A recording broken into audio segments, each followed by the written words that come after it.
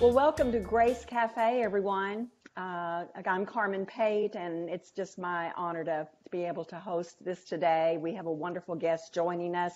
Well, I wanted to start by saying that our topic today is a heavy one, uh, but it's also full of hope. It's full of encouragement. It's full of action items.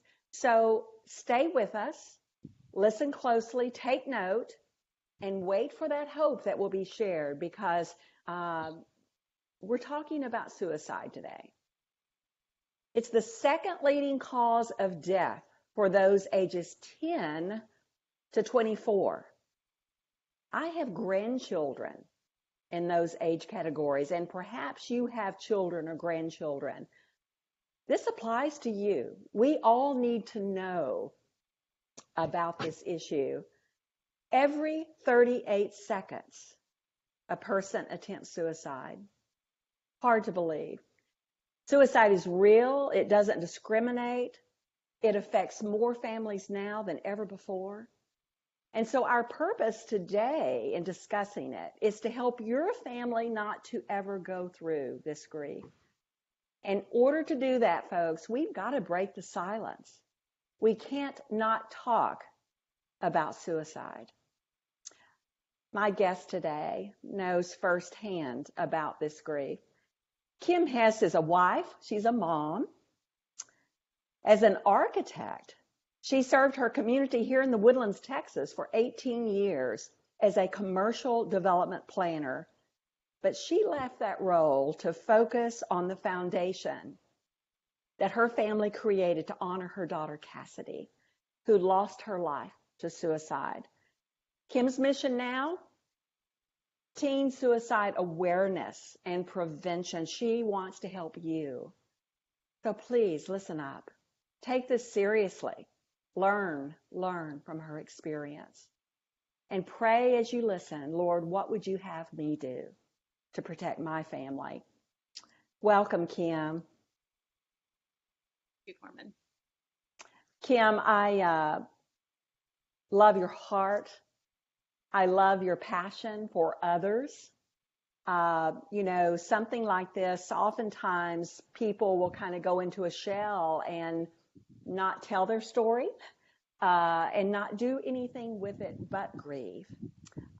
You have set an example for all of us who go through tragedy that God has good purposes in the darkest of difficulties. So let's start with something beautiful. I want you to tell us about your precious daughter, Cassidy. I would love to. Well, let me show you a picture of Cassidy. Yes. This is Cassidy, and She's she beautiful. is just, Beautiful. she's a ray of sunshine. I mean, she is beautiful, but she's not only beautiful on the outside, she's so beautiful on the inside. Just so kind and caring and loving and full of energy and light and just silly. You know, she was the last person you would ever think would consider taking her life. Um, she was a cheerleader at College Park High School. She was a junior. She was 16 years old. Um, she had a great circle of friends that loved her and supported her, and she was plugged into her youth group at our church. Um, and she just, she was doing everything that a parent, wants their child to do. And she was very active in her school, and she was active, in her community and church, and just surrounded herself by good people. And she was very strong in her faith, and she was just a joy. She was just a joy. She was our oldest of our three children, and I just can't say enough about her. So she was just like I said, she would be the last person that you would ever think would take her life. If I could interject here just a quick moment. I was reviewing your website, and we'll be giving that site later in our conversation. But on that site, you have a video with background music, and it's pictures and video clips of Cassidy. And as I watched it, Kim, all that you've just said is very evident in that video. You mentioned that she was goofy sometimes. You even saw that in the video. You saw the All the fun time. that she had. Yes. You saw how much she was loved by her friends and family. I was so taken aback. And as I've mentioned, I have grandkids who are in this age category. So my heart was really drawn to you and to Cassidy through you sharing her story. So continue on, because you say she doesn't fit the mold of what people think. Talk about the things that she was not, that some people assume, well, that would be a characteristic of someone that might lose their life to suicide. Yeah, she wasn't depressed. Um, she wasn't being bullied. That's a lot of people young kids who take their lives, they're a victim of bullying. Cyberbullying is huge right now. She didn't have any history of depression or mental illness, none of that. So, it just, she put on a happy face, and she had a beautiful smile, and she was hiding a lot of pain behind her smile, which Mm. she was really good at doing. She was really good at, putting on a strong front. She didn't like to talk. Getting her to open up and just talk about anything was like pulling teeth with her. I mean, she just didn't like to do it about anything. Just trying to get her to have conversations about what's going on in her life, and with her friends. It was like she just didn't like to open up. And so ultimately, that's I think what led to her taking her life, is that she just kept it all in and she didn't reach out for help when she needed it the most. Yes, yes. And you have shared that you don't think that she fully intended to take her life, but what she attempted went too far. Can you just give us a little bit of that information and go right ahead? Yeah, I mean, Cassidy, she just acted impulsively all the time. I mean, she was a very daring girl, and she would just act out, um, just very impulsively. And so that day, um, you know, she that day was actually very different from um, every other day. She actually went through the entire day being sad, which is not like Cassie at all. And her friends noticed it and they picked up on it. And throughout the entire day, they called her out on it. And one by one, they would ask her, what's wrong? And every time, she would just say, nothing, I'm fine. Um, by lunchtime, she was crying. And by last period, her cheer coach, it was cheer class, and she pulled her aside and went through all the questions and asked her what was wrong. And Cassidy, with a smile on her face, said she was fine. Um, and so she left school, went home. I talked to her on the phone briefly on her way home, and she asked me what time would I be home. So she wanted to know. And I told her I'd be home about 4 o'clock because I had to go pick up my other two from school. I reminded her that she had a tutor, scheduled to come at 4:30, and so to have her books and her, everything ready to go on the kitchen table before the tutor came. Don't take a nap when you get home, because she liked to go home and take a nap. I said, just have everything ready. Um, and so I didn't get home until about 4:10, 4:15. It was a little later than I had told Cassidy. Just getting out of the school traffic and everything, it just put me a little later. Mm. And so by the time I got home, when I walked through the door, I didn't see her, her books and homework at the kitchen table. So I called through the house looking for her, thought she was probably asleep in her bed, and she didn't answer.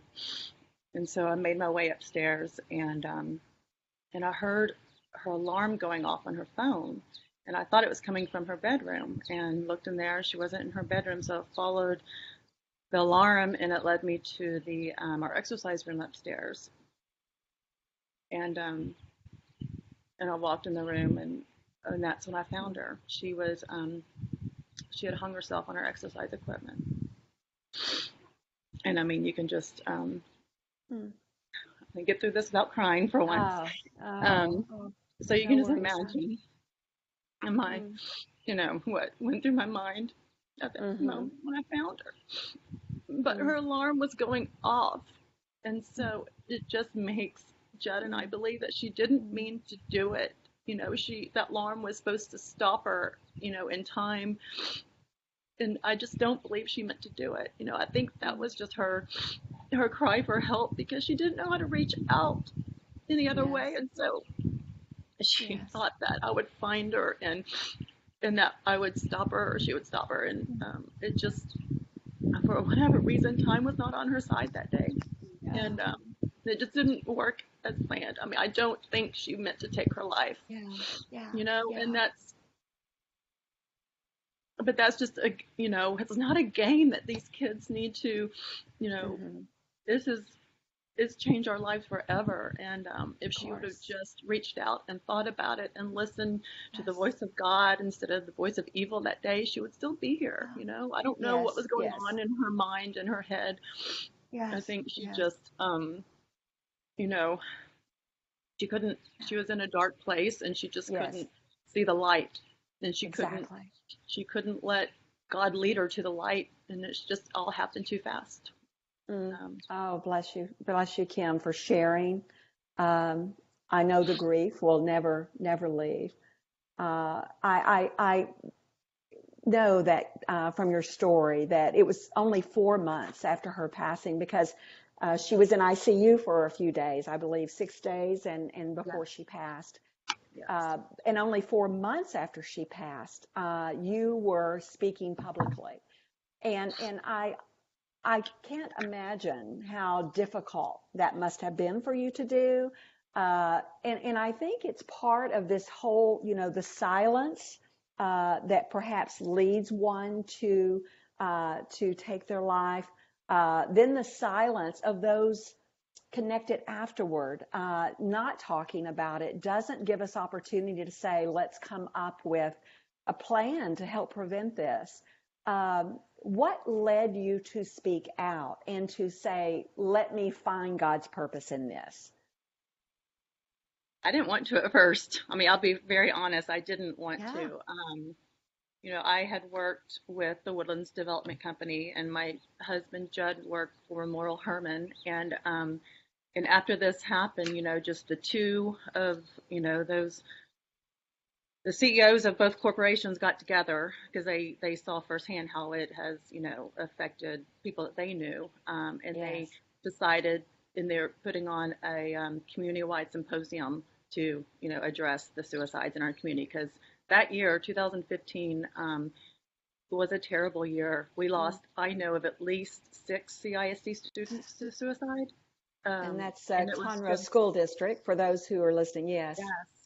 And those are just teens, and I don't know how Yeah. many adults we lost. So Mm-hmm. it Mm-hmm. was truly an Mm. epidemic, and so we knew our community, had came together and to address it. And so a coworker from the development company asked me if I would be interested in speaking at this, and I'm like, "Are you kidding?" I'm like, Yeah. "No, how could I possibly speak on this and share my story when I'm still grieving? I'm like, how could I possibly help anyone else when I'm still trying Mm-hmm. to find a reason to get up every morning, And so Mm-hmm.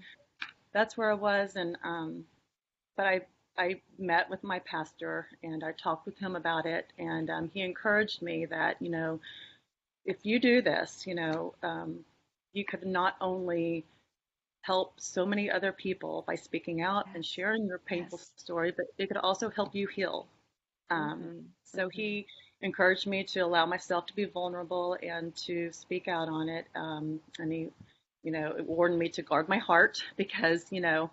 I'm Yeah. putting my family out there. And so, with the encouragement, I decided I can do this, and I just had to give purpose to the pain and to Cassidy's story, because it was hard, Of course.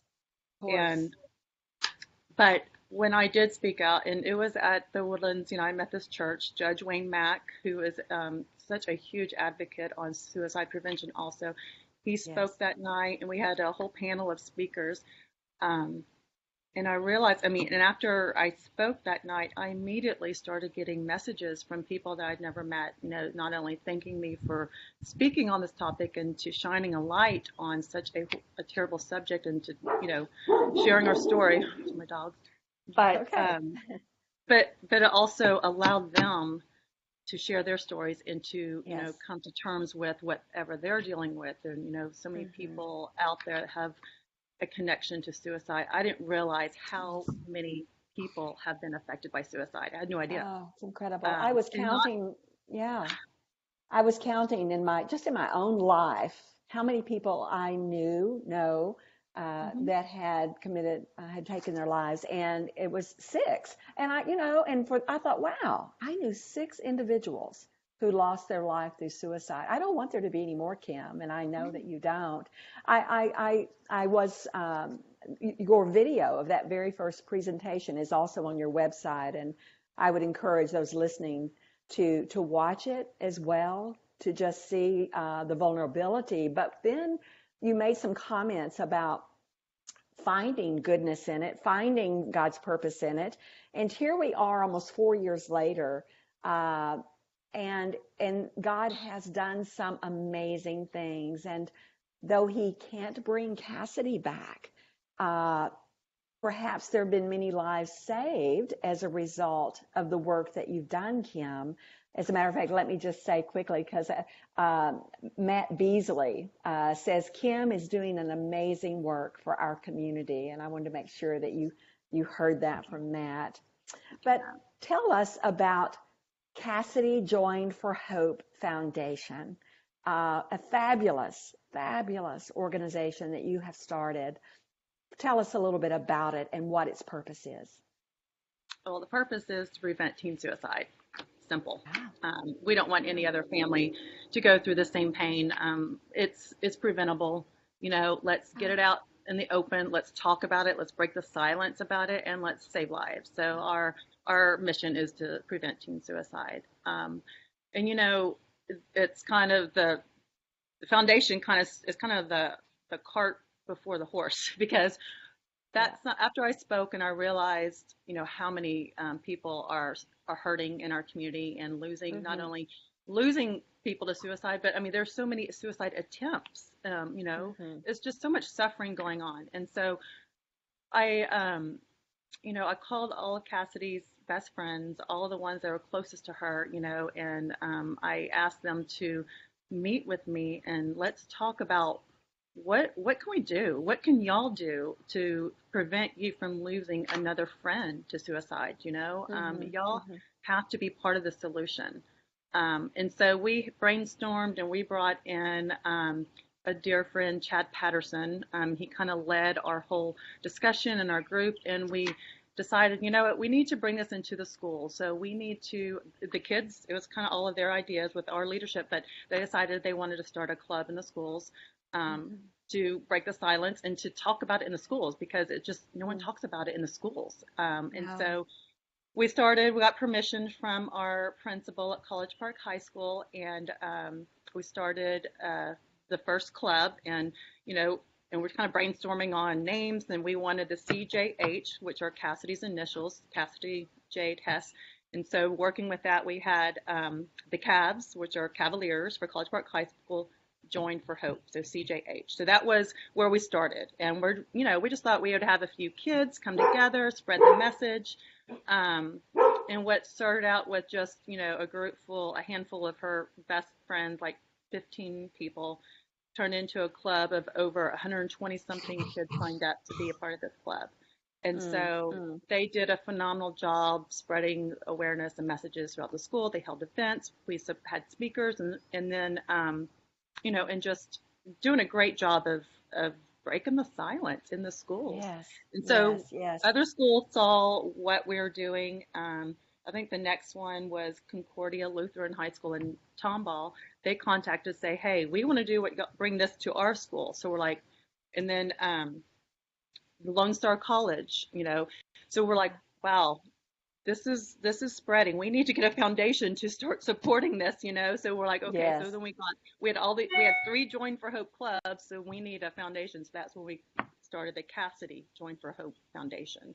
Outstanding. Yeah. And so we are supporting all of these schools, getting the message to the kids. And these aren't support groups, they're not, you know,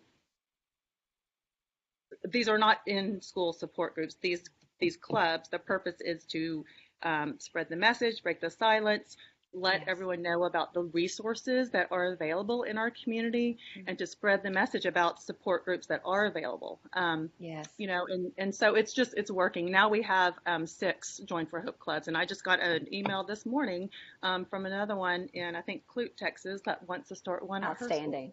Outstanding. And one of the things I love about it too, Kim, is that they're student led, and they come up with activities and events, and you'll see, it looks like perhaps different ones have gotten together and drawn, put posters and all the things that come together to make it an event for teens. And I keep going back to this break the silence, and I know that's something you say all the time, break the silence, break the silence. And Kim, you and I have talked about a concern that we both have, and that being social media. And this isn't to put down social media. My goodness, we're using it now. We use it a lot in our daily lives. But we also know that it is causing a lack of communication face-to-face, words. We just use emojis and texting. And what are kids saying about that? Do they see that as a concern? They understand that it's a big concern, but it's not going away. It's social media has really prohibited communication. I mean, true communication. Like you said, they communicate with their phone. For all of us, and adults, we're guilty too. But honestly, kids don't have the social skills to actually verbally communicate their problems, or with each other, with parents, with adults, and they don't know how to reach out for help. Social media plays such a huge part in bullying, and just and the fear of missing out is real with our kids. They see their other friends going through parties or whatever, and they feel excluded, and they feel so alone and isolated, and they start feeling just down and sad, and that can turn into something darker. It's hard. I don't know how I would have navigated through high school with social media. I'm so thankful that we didn't have it back then. So it's just hard to grow up as a teenager with your whole life unfolding for everyone to watch, on social media, and they just don't realize so much of it just isn't even real. So much of it isn't even, people hide behind their perfect little photoshopped profile pictures, and there's so much going on behind that picture that no one even knows, or so I don't know. Social media unfortunately isn't going away, but if we can we can be intentional, right? We can. We can be if we can intentional just about caulking. help, and just and sometimes just take it away, take the phones away from your kids. Yes. Have real conversations. For those who are wondering how their schools can get a Join for Hope School Club, you can go again to Kim's website, and that's CassidyJoinForHope.com, CassidyJoinForHope.com, and just look through all of the site. It's amazing, but you will learn how to apply or to get your school involved. Another thing that you're doing is you're involved in suicide prevention training with Grace School of Theology's Care Force. Yeah. Ken Schlenker, who's the chaplain trainer for the school, has worked with you.